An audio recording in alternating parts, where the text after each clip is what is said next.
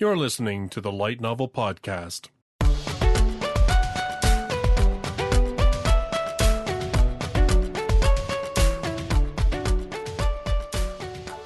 Visit us online at lightnovelpodcast.com.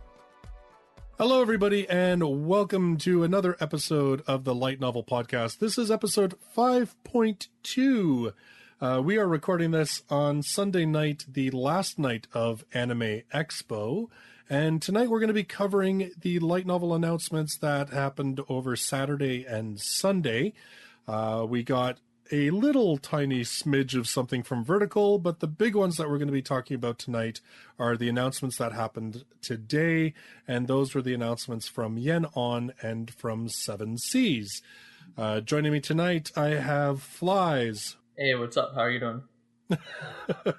I have Jean-Luc. Hi there. And I have Kyle. Hola. All right.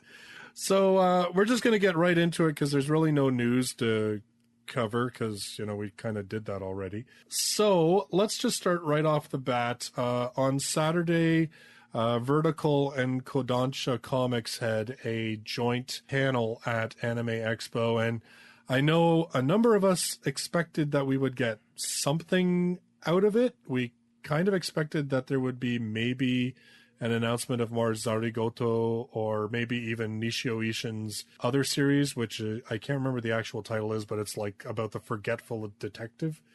But instead, we are just getting the announcement of a one-shot, a single novel, which is actually the novelization of the movie 5 centimeters per second.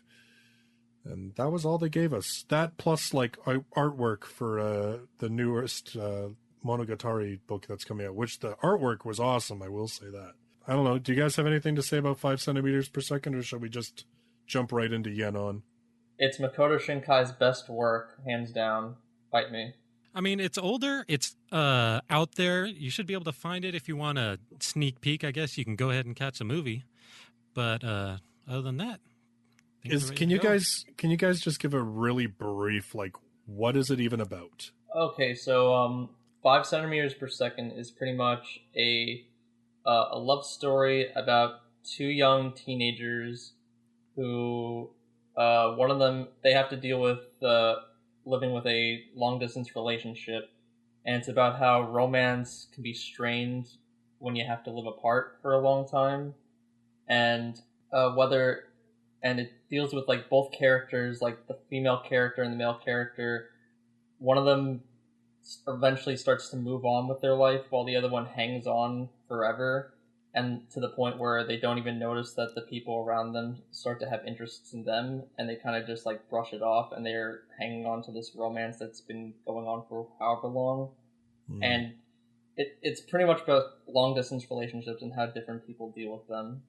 And how it could be toxic to hang on to something for too long. So much more of like a slice of life, like reality type story. It can hit close to home for some people. Fair enough. All right. So that is cool. So we'll move on to Yen On. Now Yen On announced 6 titles. 2 of them are ongoing series. One of them is, I believe, only 3 volumes long. And then the other 3 are all single books that are either the basis for upcoming anime films or are based on upcoming anime films.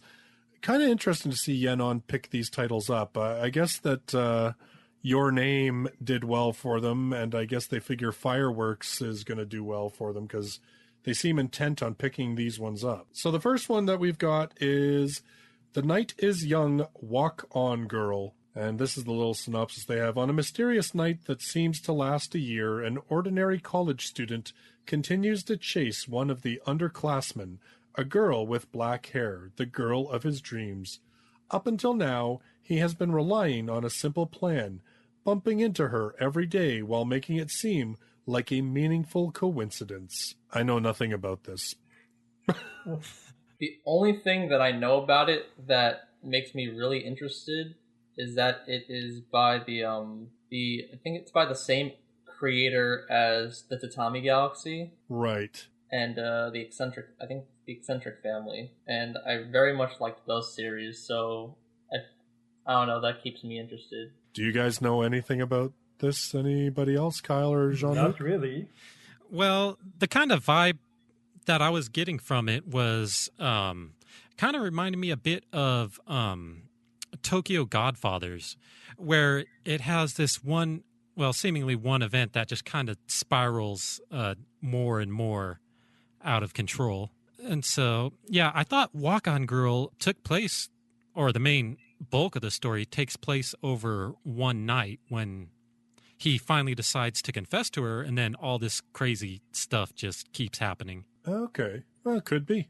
Now, the next one that they are going to be releasing is called Penguin Highway. Now, we weren't initially. I looked it up. This actually came out back in 2012, although the movie is yet to release. The brief description they gave of it was: fourth grader Aoyami investigates the mysterious reason behind the sudden appearance of penguins in his village. Is it somehow related to the power of a young woman working at a dental clinic? Maybe. Wow. I have no idea. I don't either. Penguins are a thing in Japan, though, man. Like, when I saw this title, the only thing I could think of was that anime Penguin Drum. Did you guys ever see that? Penguin Drum. I heard about it, but I've never seen it before. Very good. You had to be like high on meth to understand what was going on in Penguin Drum. It was so weird. Hey, I understood Evangelion my first try, so I can probably watch Penguin Drum. No, honestly, Flyz, Penguin Drum makes Evangelion look like the most cohesive, most easily explained show of all time. Like, Penguin Drum is just flipping out there. I mean, it kind of comes together at the end, but up until then, you're just like, I have no idea what's happening. Yeah, it goes to some weird places with corporate guys chopping up children and selling them. I don't know. Yeah, but that's Penguin Drum. I'm pretty sure there's no orphan grinders in Penguin Highway. No, I don't think there's any orphan. Please, God, no orphan grinders in Penguin. Was Penguin Drum the show that had the penguin men with like the huge boners or something? No. Or am I thinking of something completely different? I mean, everything else was in there, so it could have been, I don't know. I think that was a completely different show. Okay, let's move on.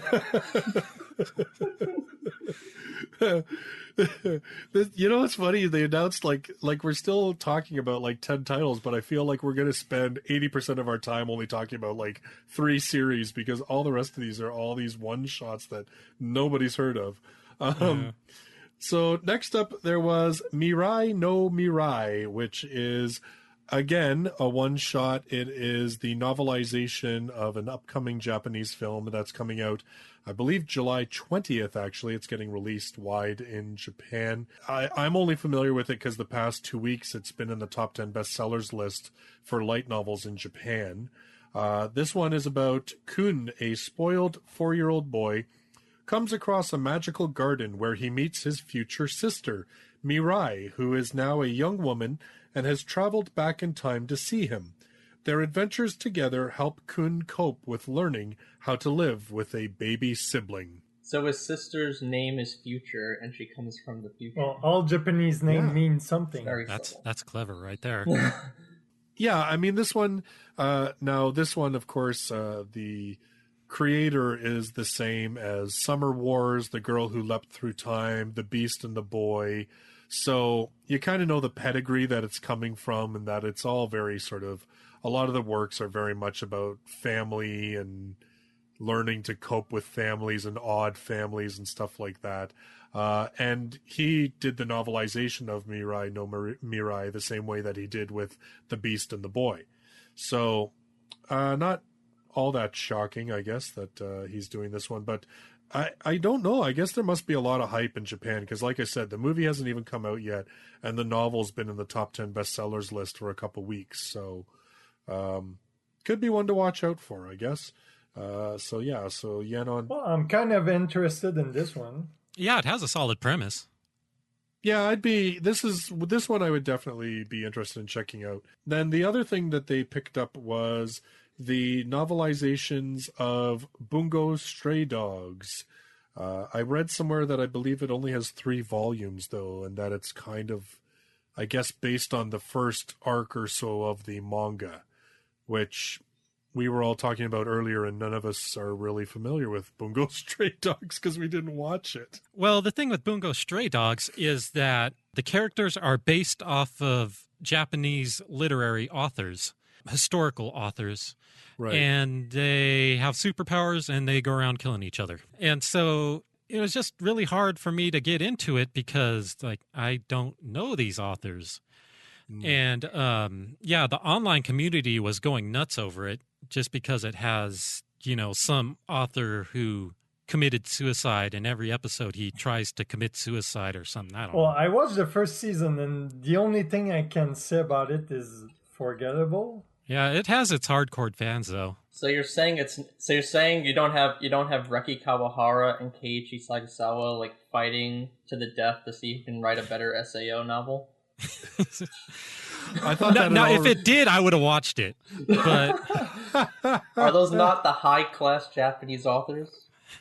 No, we're talking classical literary works like way back into the 1700s. Now, weren't there some like Victorian authors in there too, if I recall hearing? Like, yeah. I don't know. I'd have to. I don't know. I'm curious. Yeah, I think like the main villain is Sir Arthur Conan Doyle. Oh, and then, okay. They kill him to make sure that Japanese novels are better than English ones. I don't know. I mean, they are, aren't they? It sounds like something that they might do in Japan. I got to be honest. Yeah. So, in any case, I mean, Yen Press releases the manga of Bungo Stray Dogs, so I guess it's not too shocking that they picked up the light novels. But I mean, I can only guess that the manga must be doing well for Yen Press. That's my only guess, is that they must be doing really well with the manga, and that's why they decided to pick up these ones. I think I also have another theory why there's so many one-shots or short series they picked up. What?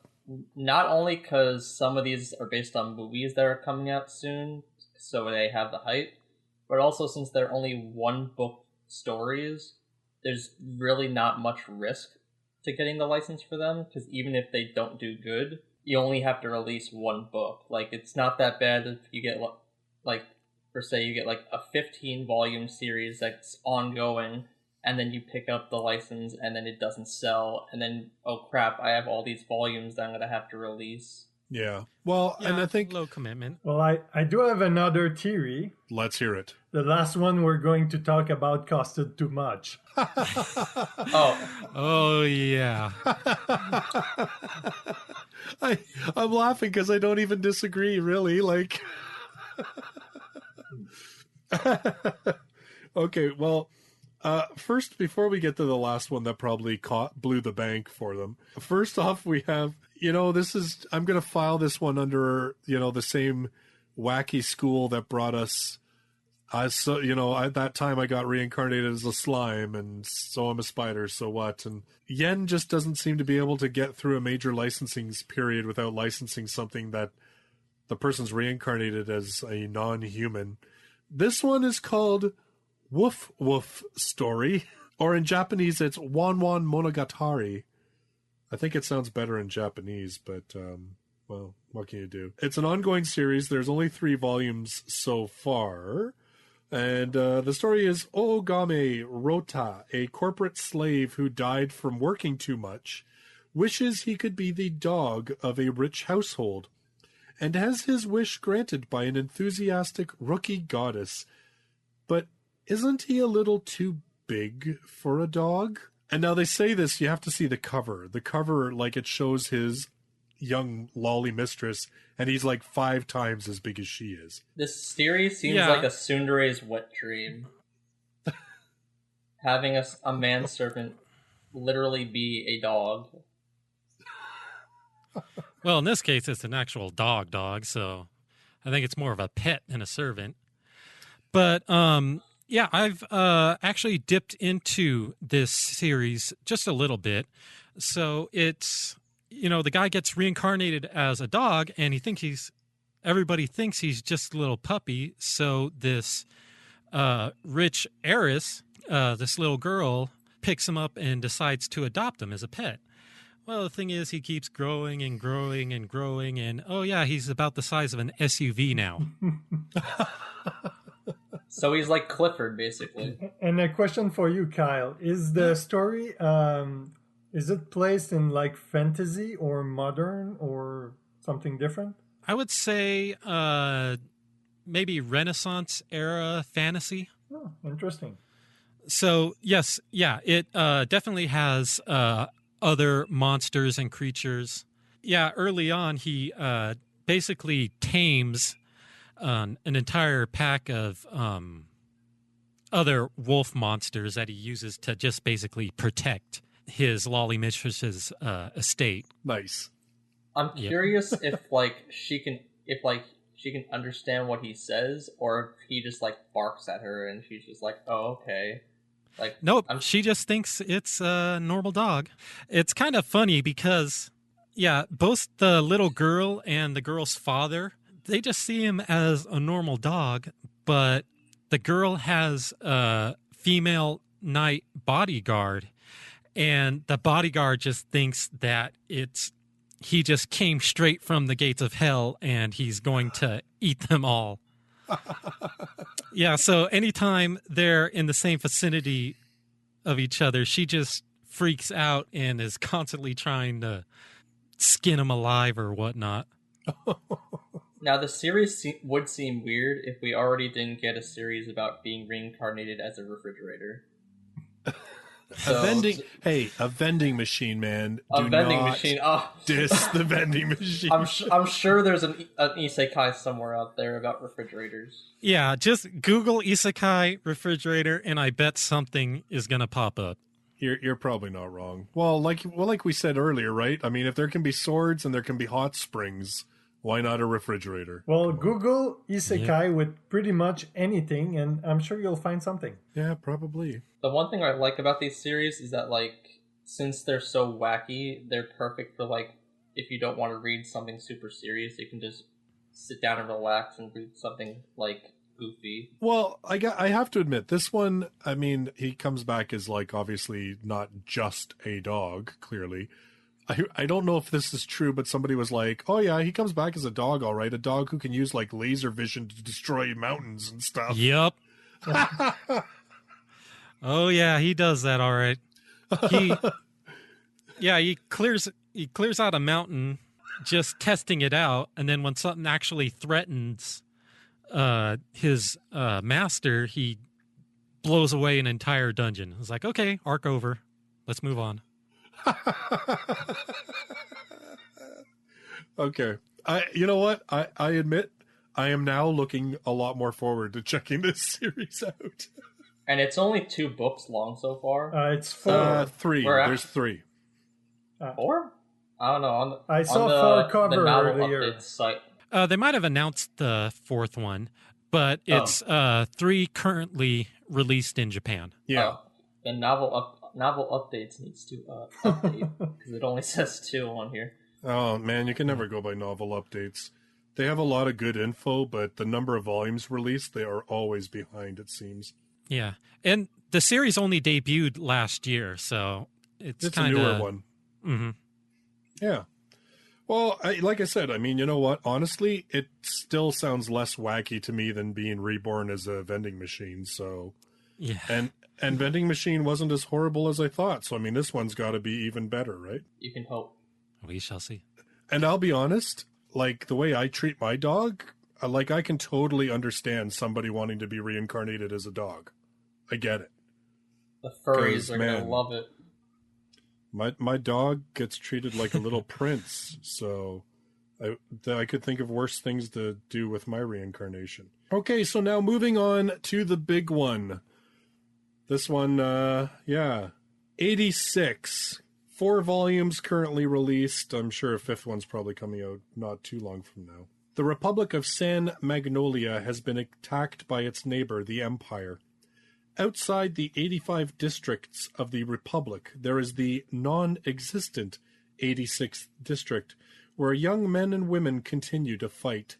Shin directs the actions of young suicide bombers, while Lena is a curator who commands a detachment from a remote rear. The story of the tragic struggle between these two begins. That's really kind of a lousy description, I have to be honest, but that's the one that Anime News Network put with the article about this.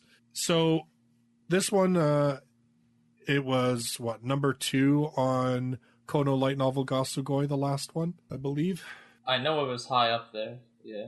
Yeah, it was number 2 on the Tankobon list. So it's got a lot of hype behind it, and with 4 volumes, we talked about this in a previous episode. We were saying, 6 volumes, or if the series has been out for about 2 years, is kind of that magic number to watch for an announcement for an anime, and this one is quickly approaching that point. This one is obviously an alt-reality war story. The description doesn't get into it, but basically the Empire uses drones to attack the Republic. And the Republic, what it basically does is the Republic is a racist state, and the 86th district is where they basically shove the undesirables, the ones who do not fit their ideal of racial profile. And publicly, the Republic says they have also created drones to counter the Empire, but in reality, they're shoving these people that they don't desire into Mecca and forcing them to fight to the death to protect this country that hates them, basically.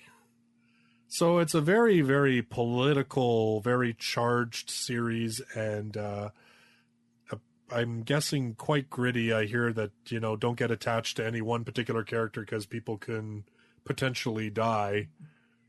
It's not one of those series where, everybody's going to go home happy at the end. Game of Thrones, the anime. You're probably not that far off, honestly. I'm personally really excited for this one, and I think but it's mainly because it's finally something quite different. We do not really have, the only war sort of books that we have still have that isekai element or whatever. We don't really have a gritty military conflict type series that's set in its own world involving participants that are from that world only. I'm looking forward to this one. I really am. I'm looking forward to checking it out. Yeah, me too. I was really banking on Alderman of the Sky, but 86 might be the next best thing, so we always need more military series, because I'm always into like the warfare and the coming up with like strategies and tactics, and like I like a series where you don't know who could die, like any character could die at any moment, so you always have like the tension is always high. Yeah, no, agreed, absolutely. I mean, it's certainly not going to be the kind of series that you're going to curl up on your couch when you're feeling all warm and fuzzy and want to read for a good time, but we have a lot of series that are like that, so it doesn't hurt me that we're getting something that's a little darker and a little bit heavier. Oh yeah, that's been probably the most popular request for translation, at least here in the States. I haven't looked into it, but it's definitely gotten a lot of hype and following for it. Yeah, well, I think it's, I mean, it is definitely like one of those books too that's kind of taken the timely topic of drone warfare and now putting it into a light novel, right? And incorporating, as I said, a lot of the tensions and a lot of the problems that we're facing in the world right now, and both locally, externally, globally. So I mean, it has a lot of themes in it that I think are going to speak to people, both in good and bad ways, probably. It'll be very interesting to see how it gets received once it comes out. Because, I mean, as much as we can say the idea sounds cool, I mean, until we see how it's actually executed, that's a whole other thing, right? Yeah. Well, I know you follow Frog on Twitter all the time, and I'm pretty sure a couple months ago she read the third volume and she praises the hell out of the series. So I'd say that's a good indication of the quality. Yeah, well, that's definitely. I was interested in the series, but definitely you're right. Frog's opinion on it made me a lot more interested, and that's actually where I first found out that it had this whole element of, racial division and everything else, because they really haven't talked about that, and that hasn't really been included in any of the literature that we've had in English about, like the synopsis or whatever. You mean the white supremacist thingy? Yeah. Series? Yeah. Well, I mean, well, that's the whole reason that this 86th district, I guess, is hidden, is because basically, I mean, if you want to use Nazi Germany, right? Like, basically they're taking anybody who doesn't meet their white Aryan profile and they're shoving them into this 86th district and just using and abusing them basically as cannon fodder, really. But aren't all anime characters white? Wow, we're not even going to start into that. Although I do remember, if I recall right, Frog put something about that. They were like, she said something like, she's like, this guy's got brown hair and that's why he doesn't belong. Or like, he's got brown hair and he's slightly tanned. And she's like, wow, that's some pretty hardcore, like, racial profiling there. Anyway. Well, we'll get to see it soon whenever the book's released. Yeah, well, I figure, like, these ones, they didn't say for these ones. The Seven Seas titles that they announced, they're stating aren't going to be out until, like, spring or summer 2019, which, I mean, pretty much makes sense, because even Sam was talking about this in the J-Novel Club thing, was that in North America, you need 6 months lead time before you can even drop the book. Mm-hmm. Yeah. So basically you have to publish that you're going to publish the book 6 months in advance of you actually publishing it. So you figure, they've just got the licenses for these things. They probably haven't even started translating them yet, let alone like the artwork and everything else. So you figure a couple of months for them to really be able to say, okay, yes, we can actually release this. Well, I mean, we're already into July, right? So, I mean, there's no way these things are coming out until next year. Like, it's just not mathematically possible, really. So, I mean, well, again, right? Like, it's kind of a bummer because we have to wait. But, hey, at least we know we're getting it. That's kind of nice. All right, so we'll move on to Seven Seas, because Seven Seas was like, what? I put it on Twitter. I said, I always thought of Seven Seas as like this really third string company when it came to the light novel market, like either they were releasing stuff that were re-releases of stuff they released 10 years ago, or they're releasing the stuff that they know already has a market because they're taking it from J-Novel Club. Either that or really awful, like, Monster Doctor light novels. Well, I mean, they do have that one, didn't I say, to next time to make my abilities average. I haven't had a chance to read that yet, but I understand it's half decent. So, but, man, they came... Well, they do have Toradora. Toradora, yep, you're right. Well, this is the thing. I kind of thought that Seven Seas, what I actually thought Seven Seas would do, I thought they'd come out with, like, older titles. Like, I thought they'd do some title rescues, or they would license titles that were older. That was what I thought they would do, because, Toradora is a bit of an older series. They're bringing out Boogie Pop again. And if you look at what they've been doing with manga, I mean, they just have brought out all like the Go Nagai, Captain Harlock, Cutie Honey, like all that kind of stuff. Yeah, Devilman, like all that stuff. So I thought for sure what they were going to do was go after classic completed series. And man, was I wrong. So they announced 3 titles. 2 of them are huge. And the third one is just scratch your head, and I'm not too sure, but I guess we'll see. So we'll start off with the head scratcher, and that is a series called Division Maneuver. Now, there's only 2 volumes. The last one was published in December of 2017. I don't know if that means it's done or if the author's just taking a little longer to bring out another volume. Not sure if it's accurate, but I read somewhere that it was completed. Oh, okay. Well, maybe it is. I don't know. But on Amazon.co.jp, I only saw 2 volumes. So as far as I know, that's it. Then if it's complete, then there's only 2 books, which may be a good thing, honestly. In the novel's story, it's been 10 years since the appearance of mankind's natural enemy, the Jaive. As a result, human territory has narrowed considerably, but humans can fight back using the division maneuver weapons. The protagonist attends a school that trains budding warriors, but operates Division 1, the weapon with the lowest magical power. And that was what they had to say about it. Like, go look at the cover. It screams ecchi, and it screams kind of Infinite Stratos, because it's a girl with enough mecha just to cover the vital parts, but her boobs look like they're going to pop out at any moment. And then if you look at the second volume, she's wearing, like, even though she's in her armor, her butt cheeks are like completely hanging out. She's just in like a thong. I looked at the cover and I was half suspicious that this series might be taking place in a Korean RPG.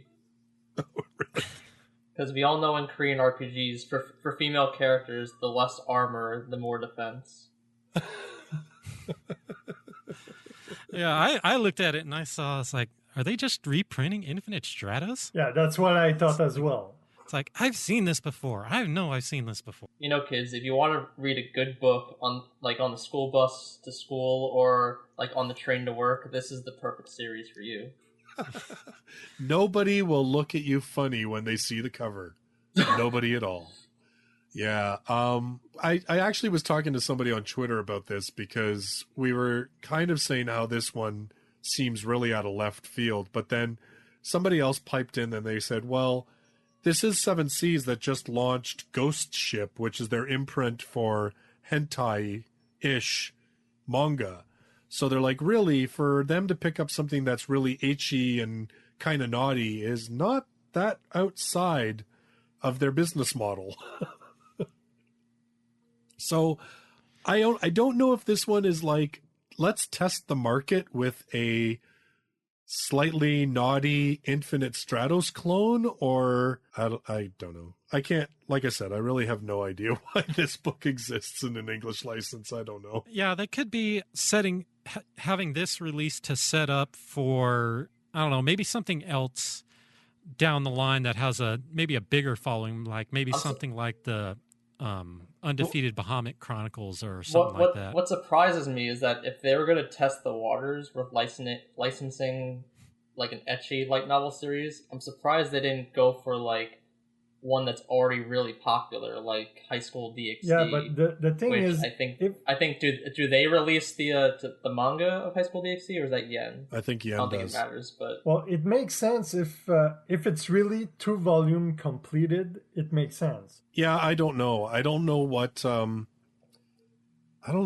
on with Seven Seas, because we're gonna talk about these other series that they've licensed, and it's sending very mixed messages. Because, like I said, like Seven Seas so far with light novels, they've only released the biggest titles that J Novel has, or they've picked up very small series, or in the case of Toradora, it's a series that is based obviously on a really popular manga that they already have. But they came out with these 2 series, and these are probably 2 of some of the most requested series for I don't know how long now. Well, one of them since last summer. I know that for a fact because that's when the anime came out.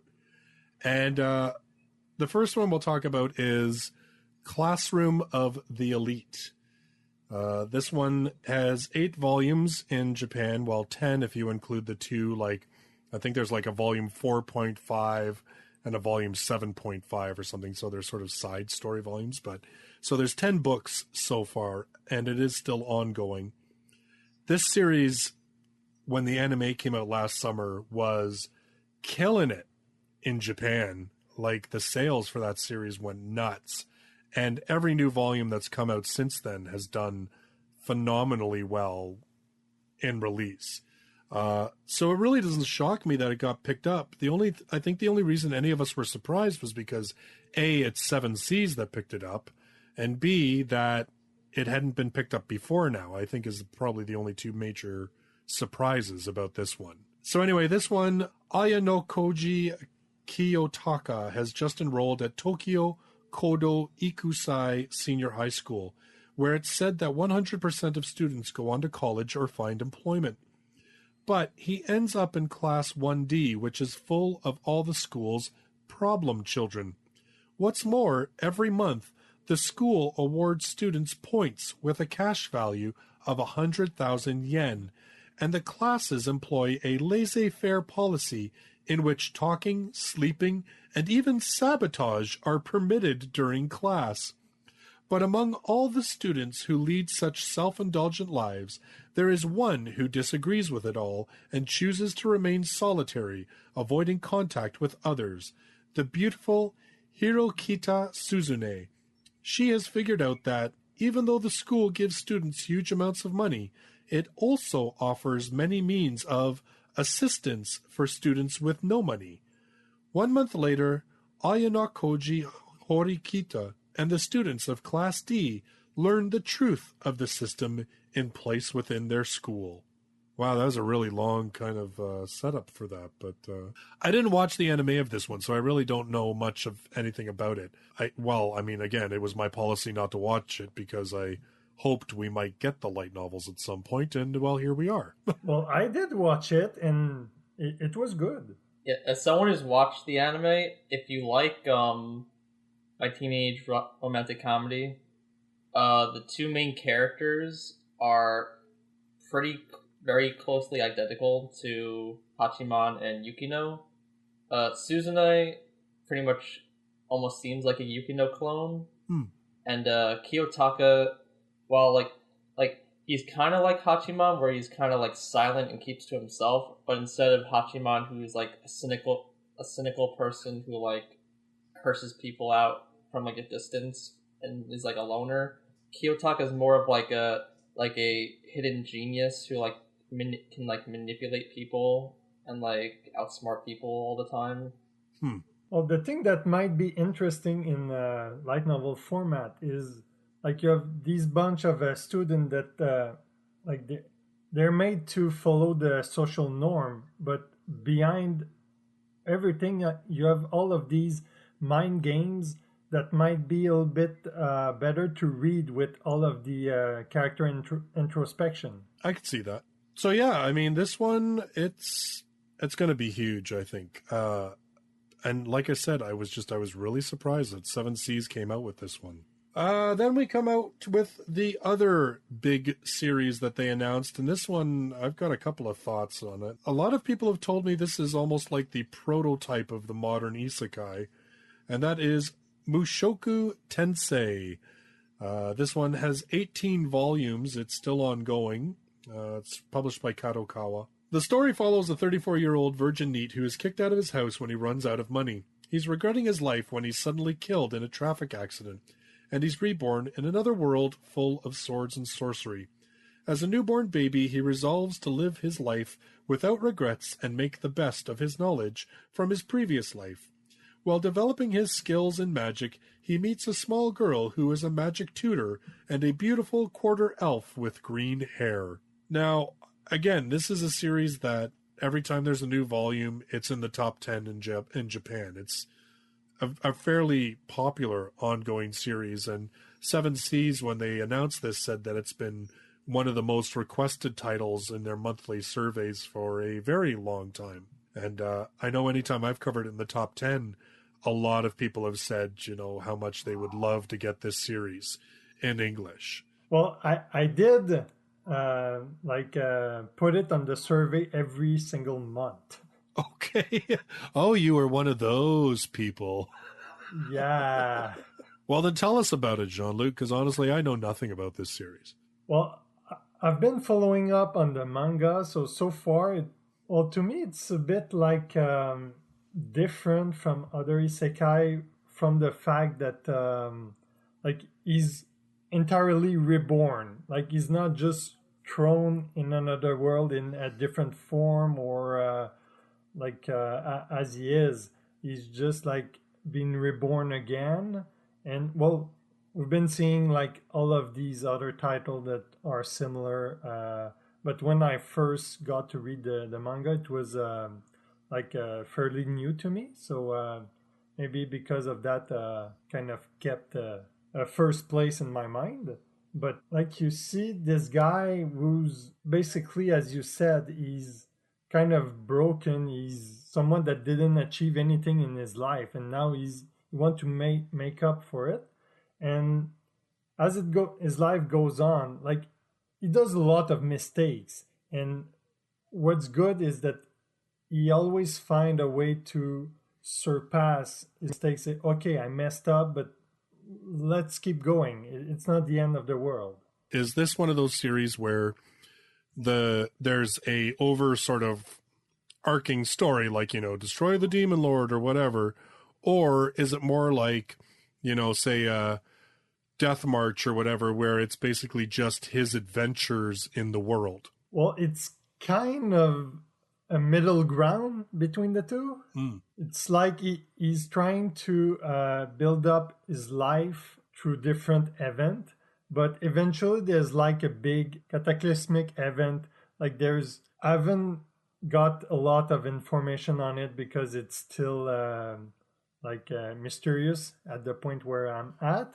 But it seems like there's kind of these two big superior entities that are waging war against each other. And he's kind of, what I guess is one of these entities brought him there just for his own personal fun. And he's kind of caught inside of it.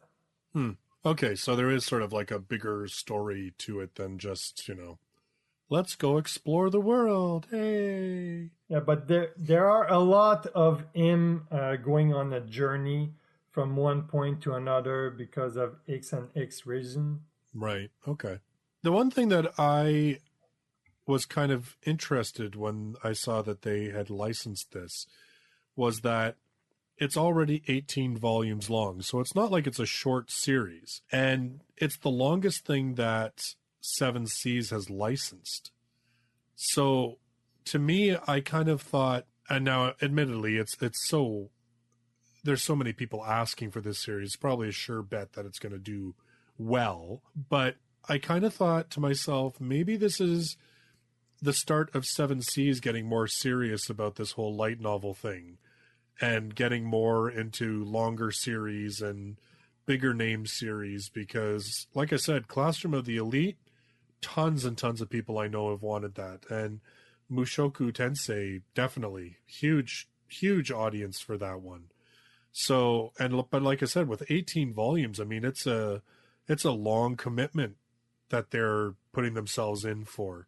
So I was kind of curious and excited in a way to see them pick up a longer series, because I thought, man, maybe this is where Seven Seas is like, they're like firing that big first salvo in the war, and they're kind of like, yep, we're here, and look what we've brought out, some big guns. Well, I think we only got them because of the massive request. Well, I'm sure that played a part.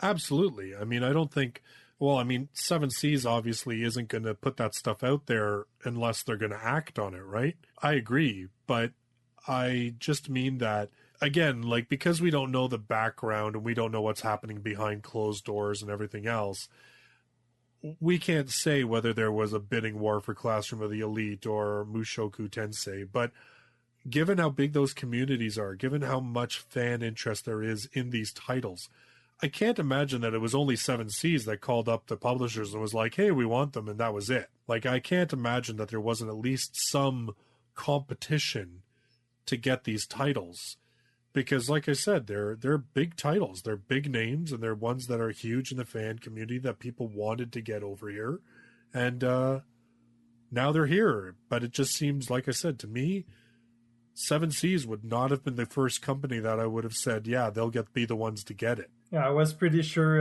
Yenon was going to get a Classroom of the Elite. Yeah.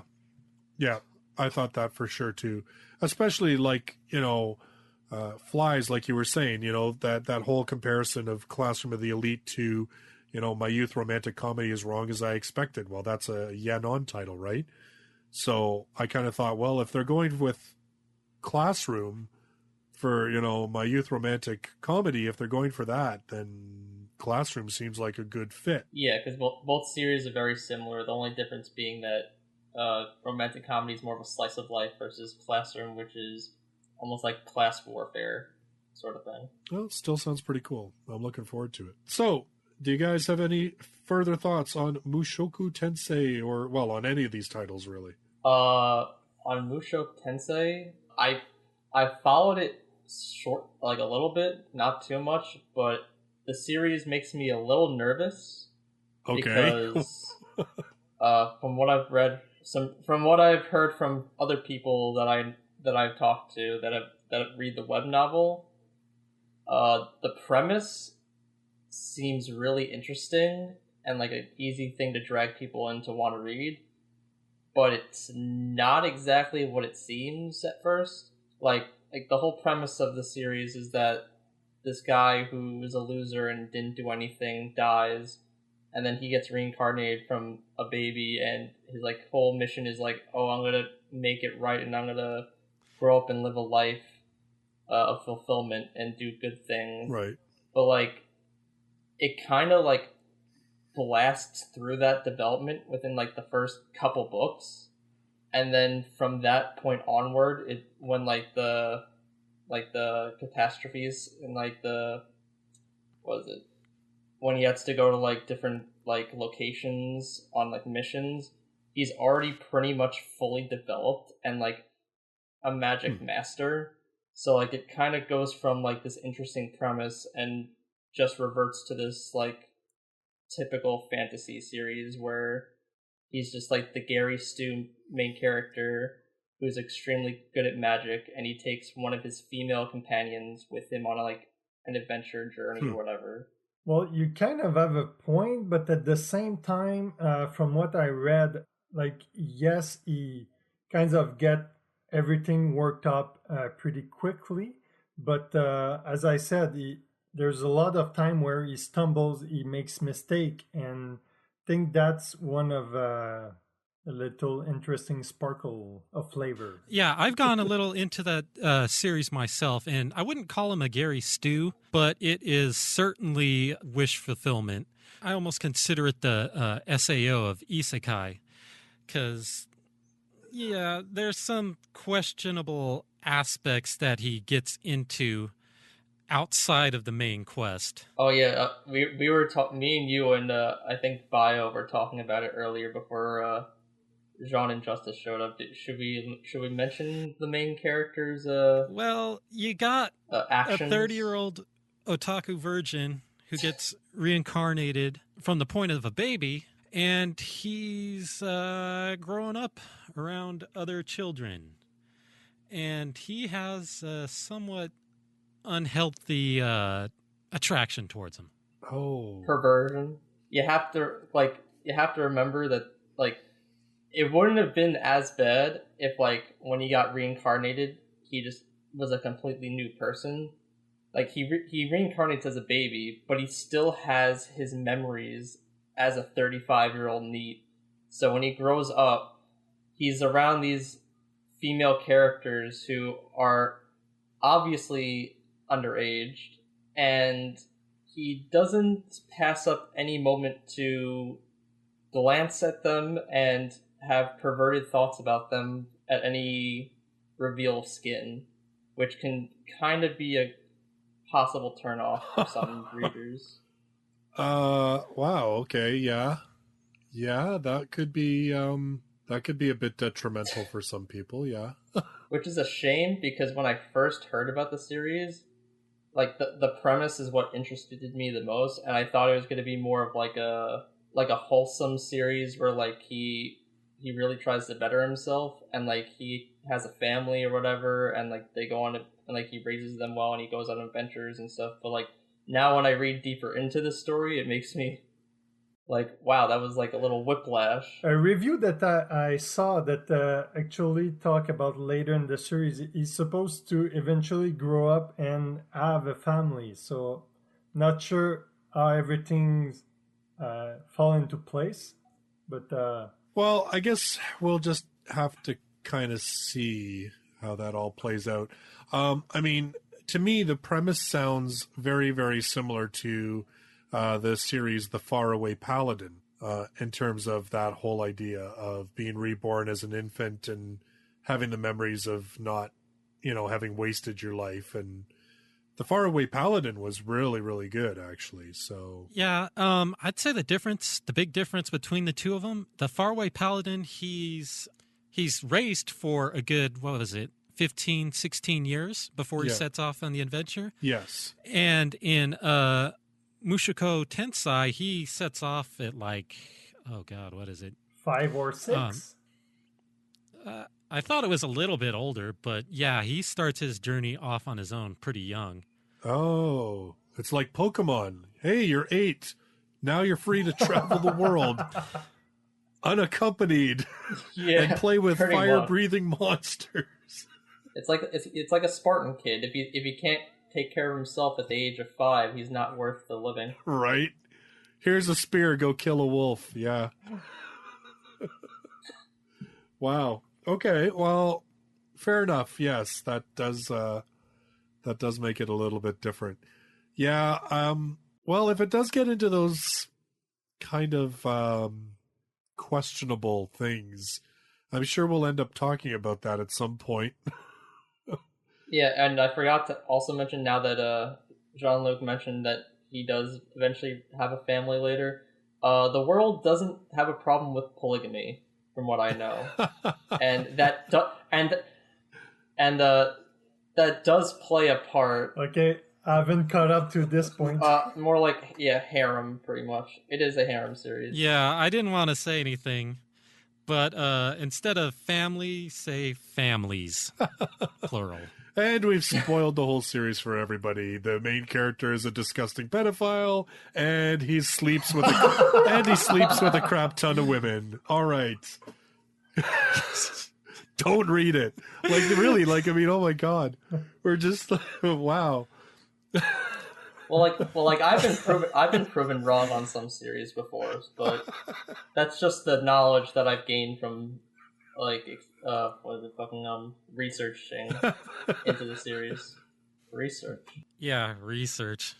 With Mushoku Tensei, the web novel series has been completed, and so they're still going through the motions of getting everything compiled into light novel releases and, editing them, changing what needs to be. So there's a lot of spoilers out there. Oh, okay.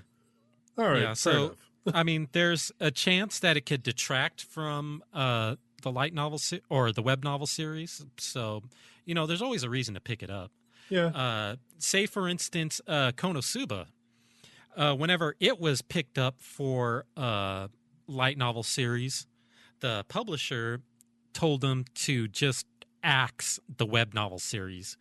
And so it probably will have a completely different ending from what the light novel series will. Yeah, because sometimes the light novel version could be, sometimes it could be as, minor as just taking out, unnecessary parts of the story that just drags on the arc, or it could be, something as big as, in Konosuba's case, I'm pretty sure all the characters were completely different ages in the web novel, and then in the light novel, their ages were, reduced or, more close together to each other. I think, Megumin in the web novel was, 12 or something, and Kazuma was, 18. Well, at least in Konosuba's case, it takes place over, several years, and by the end of it, she is 18. So that would equate to probably 6 years. I'm only 5 volumes in, and it feels like it's only been 2 months since the beginning of the story. Oh no, Konosuba, quite a lot of time passes. I don't remember if they ever mentioned dates or anything. I like series that have this month of 21XX or some whatever the fuck, because then I can keep track of how long is between each book, but I don't think Konosuba does that. Well, you can tell, like, Konosuba doesn't do that explicitly, but they do have seasons, right? Because, Oh yeah, like, that was the whole thing, was like Kazuma wouldn't leave the Kotatsu and stuff like that, and, you know, then went out into the cold, and spring had just come, and yeah, so it does definitely, like, in just the first 4 volumes, it's at least 6 to 8 months because of the difference even in just the seasons.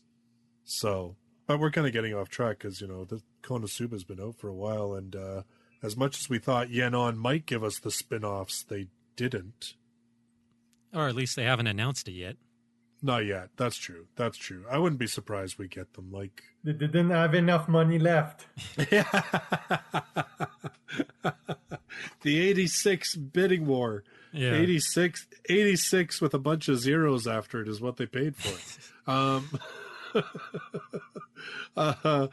Well, you know what? I think it's, you know what? You're all very true. Like, we definitely are just at the beginning of the licensing season. I mean, this is where you get the first big announcements, but I know that, like, September and into October, maybe even as late as November, we usually get more. So, you know, and then we have a drought for like 4 months or whatever. Yeah. I mean, even J Novel Club, they teased license. It's like, sorry, it's not going to be ready in time for Anime Expo. So they still got one more card up their sleeve. Yeah, J Novel Club. Well, I mean, J Novel Club kind of breaks the mold, but I think it's because they aren't.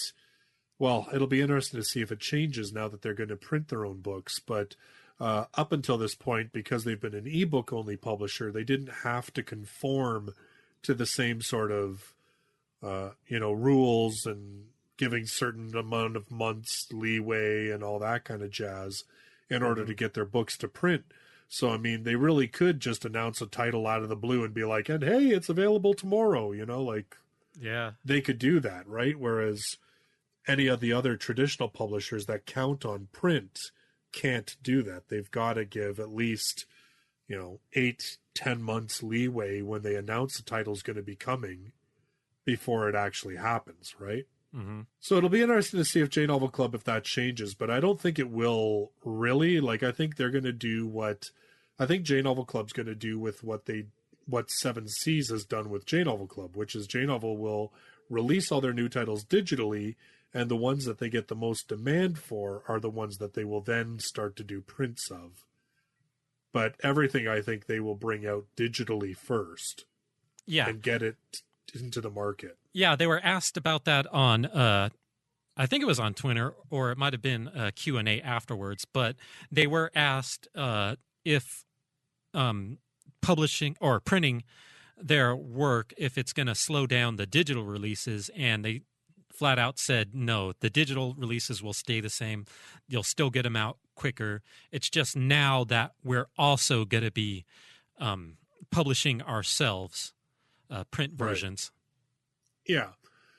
Yeah. It'll just be interesting to see whether they continue to do, well, it'll probably be a title by title basis, I bet. I was just going to say, like, it'll be interesting to see if there are some titles that they announce and they're like, yep, it's coming out in 10 months because we're premiering it as a print run, as opposed to it's coming out in a month because we're premiering it as an ebook. It'll be interesting to see if that happens, but I mean, that's all months and months and months away before anything like that happens. They kind of ruined my theory, because when they because J Novel was the first one to get the rights to Grimgar, and then Seven Seas is the one that publishes the print version. So I thought like J Novel and Seven Seas struck a deal or something, where like the popular J Novel series would like get a print version from Seven Seas, and it'd be like a contract or whatever. But now that they announced that they're doing printing themselves, like, I guess that theory was completely dashed. Yeah, I believe their deal was basically just a title by title basis. I don't think it had any I don't think there was anything formal in terms of, you're going to publish these titles if we put them out in ebook. I think it was more like, I think Seven Seas basically called Sam up and just cherry picked whichever titles they thought would do well in print, is my gist that I got from it. Again, I could be completely wrong. So it'll be interesting to see what happens going forward, though. Now that J-Novel can do print, it's going to probably open up more licensing opportunities for them.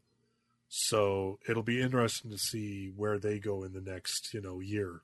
Really, I guess is kind of what we're going to see. And the one thing that makes me hate that I don't refuse to read ebooks is the fact that, oh, we're J-Novel, like Amagi and Kokoro. Oh yeah, we just licensed them. Go ahead and read the first half of Volume 1 this afternoon. And then you got Yen and Seven Seas like, oh, you like these series? Yeah, wait 8 to 10 months. I was like so tempted to like actually download Amagi just to read half the book, but like. Well, hey, Sam gave away a code for the first 2 weeks for free. So you can sign up for J-Novel and get 2 weeks for free to test it out, and you could read all this stuff. I have so many physical books I'm behind on. Me too. Like I think we're all in that boat. I just read like five volumes from 5 different series in like a week and a half. So I'm trying to get through them all. Well, shoot, luckier than I am. I started reading, going back into Infinite Dendrogram, and then went into a side novel for Don Machi. And then I heard that they finished the fan translation of a certain magical index, New Testament, Volume 20. So then I drop that one, go into that. I was like, man, I can't even finish a single novel before I go into the next one. I'll be sure to read that one in like 5 years when we get to it. Though speaking of Dendrogram, since J-Novel said that their very popular series are going to go to print first, like I assume that series is one of their most popular series, and you guys seem to rave about it all the time, so maybe I might actually start picking it up once they release them. Yeah, actually, good time to plug. Our next episode is going to be on Infinite Dendrogram. Woo! I almost didn't we like plug that like a month ago, but yeah, we mentioned it and then we delayed it because of all these announcements. It's because I screwed up my math. That's why. Because I thought that Anime Expo was actually like 2 weeks ago. Like I know like some of you guys had to you were going to plan to do the first 4 books, and some of you had to catch up, so you're all rushing because you thought Anime Expo was like 2 weeks earlier, and then all of a sudden you find out what the real date was, and then you're all just like, okay, you don't have to rush anymore, you can just relax for a little bit. Well, when the guy who's taking the lead on this thing can't read a stupid calendar properly, I mean, what can you expect is going to happen? I'll take full ownership of it. I screwed up. But, it all worked out. I mean, it means that everyone gets a chance to read a little more time to read some Infinite Dendrogram, and we still managed to do our what we want from Anime Expo and to do 2 podcasts on the stuff that happened at Anime Expo. So really, it all works out. It's just happening in a different order and in a different timeline than what I had planned originally. But, the whole key is flexibility. It'll all work out in the end. Somehow, now, one way or another. When you look back on episode 4 for our predictions for Anime Expo, how many of us got failing grades on our guesses, other than Justus for picking the most obvious for picking the most obvious series that might get licensed? I'm the only one who got it right. Yeah. But you know what? Again, right? The thing is that at least a couple of the guesses, I thought for sure, like Kyle had thought that we would get the Megumin spin-off of Konosuba. I thought for sure we would too, because it started releasing at about the point where we're at, like in Japan, it started releasing at about the same point where we're at in the English release. So it made sense that we would get it, especially since Yen has already picked up other spin-offs like ReZero EX and, you know, a certain, the Danmachi spin-off, Sword Oratoria and stuff like that. Totally made sense. Can't remember, was it Terrence or Tom that was like Zarigoto would come out, which, again, would have made total sense because we've had Zarigoto 1 and 2. Why would we not get 3? And it seemed like a prime time to announce it because Volume 2's been out for about 6 months. But again, They didn't pick up the Megumin spin-off because like... it's not Best Girl Aqua. Wow. Have you read Volume 4? Jeez. We're gonna have to fight there. Wait, what did you say about Volume 4? I said, have you read it? Yes, I have. Because that's whenever she basically steals the spotlight for the majority of the rest of the series so far. I am caught up to the releases, so I've read the first 5 books. Right. Yeah. Megumins. Okay. And Fly, I don't want to pop your bubble, but I just came from Montreal's Comic-Con, and I saw like Megumin everywhere and no Aqua. Ooh, ouch. It's because you can only have one. You can only have one goddess. You can't have false goddesses. Hashtag Aqua's not useless. Well, it's just like they're doing Figma figures of. They've got one of Aqua already up for pre-order, but they're doing a Megumin, and I was like, well, I can't afford both, so I'll have to wait for Megumin because explosion. No, but Megumin made an appearance in the new How Not to Summon a Demon Lord. If anyone's if anyone's watched the first episode, no. No. Oh no. No, the main character just not uses an yet. attack. I don't think I will. Literally called Explosion. Well, let's just say out of the 2 series from a J novel that have anime this season, surprisingly, How Not to Summon a Demon Lord is the better of the 2, according to fans. The other one being that's Master of Ragnarok. I don't know. That's kind of too bad. Yeah, I felt that How Not to Summon a Demon Lord could have done better if they cut down on the fan service, because that's the best part. Parts of that series is actually really heartfelt and enjoyable. But then you get the parts where he's shoving his hand up places where they're not supposed to go, and then it just totally derails. I haven't read the volumes at all, and I've only seen episode 1, but I can already tell the cat girl is the best girl. Tell me if I'm correct. Yeah, essentially. Yeah. Like I've only read the first volume, but yeah, she was best girl in first volume. And her name's Rem. How original. Yeah, I had a hard time with that. I have to admit, I was kind of like, there can be only one Rem. Hashtag not my Rem. I've got a question for you. Yes. What's that? Who's Rem?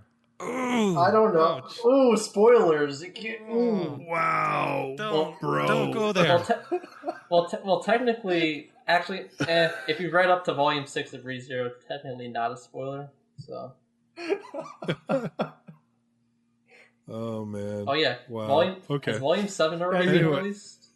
I think. Yeah, Volume 7 is out. Yeah, it came out just the past week and a half ago or something. Sure. Go ahead and read that, and then you can read ReZero X2, because I don't know why Yen decided to release them in a weird order. Yeah, but ReZero X3 just came out in Japan, and it's apparently a continuation of ReZero X2. It's a continuation of Re-X2, but the story of Re-X2 and 3 should be read after reading the main series, Volume 7. Yeah. So, well, I haven't read it yet because I heard that I should wait until after 7, so I put it off. So, wow, we're like getting way off track, but I mean that's fine. I think it's time. I think we've overstayed our welcomes. Well, I mean, you know what? One of these days, we've actually said it once before. We're like, we should just one of these days not have a topic, just click record and just see what happens over 2 hours. What where we go with our discussions about light novels and just call that the episode, right? So in any case, Anime Expo. So, I mean, I know you guys weren't on the Friday podcast, but you obviously know what titles were announced. Now we have the titles for today that were announced. What do we think? Anime Expo, yay, nay, good, bad, mediocre? I'd say. Well, it was definitely great. Yeah, I think, well, they got to have a venue somehow. And, you know, the light novel community is growing. And then just these lists of titles that we got, you know, they might not be, you know, the exact thing we wanted to get announced. But still, this is, yeah, I'd say a great win for the light novel community. Yeah, it's some good stuff. Some series I'm hyped for, some unknown series, but the more unknown series you get and you try out, you might find something that you didn't think you'd like, and you might find it very enjoyable. I agree. Yeah. Well, it's well, I mean, yeah, like if you put into context, we're walking out of this weekend with 18 new light novels. Yeah. So I mean, that's pretty substantial. Like I said, that's about a 50% improvement over last year. Mm-hmm. Well, 100% improvement, because I think there was only 9 or 10 last year. So My wallet hurts. Mm-hmm. So, and somebody I think actually pointed out that Yen Press, their panel, they actually announced more novels than they did manga. Yeah, I have to go back and look at that one. Yeah, I just read that really briefly. I didn't get a chance to go back and check it myself, but I was thinking about all the things that I saw announcement wise, and I'm like, well, even if it's not more, it'd be darn close, because off the top of my head, I can only think of maybe 5, maybe 6 manga titles that they mentioned, and that's the same amount of light novels they mentioned. So let me count. I listed them up thinking they were light novels. So there's 1, 2, 3, 4, 5, 6, I guess. So, okay, so it's a 50-50 split between manga and novels. I mean, that just goes to show you how much this is growing, right? Because it's not been like that really before. Yeah, pretty awesome. I'd say there were a couple of surprises, that's for sure. Oh, yeah. Definitely, I think the whole news about J-Novel getting into print is pretty exciting. And man, like I said, 7 Seas just coming out swinging with 2 A-list titles today. I was really blown away by that, actually. Yeah, that was a surprise. Mm-hmm. Yeah, absolutely. So, yeah, so pretty cool. And of course, you know, I guess when the next big conventions happen that they have panels that they may announce some stuff, we'll cover what happens at those panels too when that time comes. Like I said, there'll probably be, I think there's at least another 2 that they do, because they usually announce a couple stuff at Anime New York City in, what is that, like October? Anime November? NYC, that's in the middle of November, I think like the week before Thanksgiving, if it's the same date as last year. Yeah, so that I think is kind of like the end of the convention year in terms of announcements. Alrighty, so I think that is where we will end our discussion tonight. So hopefully, listeners, there was some titles announced that you are excited for. Let us know in the comments, either on the website or in the description on YouTube, or in the comments section in YouTube. And guys, thanks very much for taking the time out to chat tonight about the different titles that were announced today. And we got lots to read over the next coming months. Oh, God, we do. The next coming year. Well, it's true. I'm almost afraid to see just how quickly all these new J-Novel Club titles come out, because I'm like, I don't know how I'm going to keep up with any of them. So, well, you got plenty of time to prepare. Alrighty, so again, thank you very much, guys, for joining me, and thank you very much to all of you listeners for listening. And we will be back in about 2 weeks. It'll be within 2 weeks, and we will be talking at that time about Infinite Dendrogram, the VR MMO series from J-Novel Club that, yes, if you've been listening to all the episodes from episode 1, you'll know a number of us are big fans of. So that will be our next episode. So until then, thanks very much for listening, and we will talk to you soon. Bye-bye for now.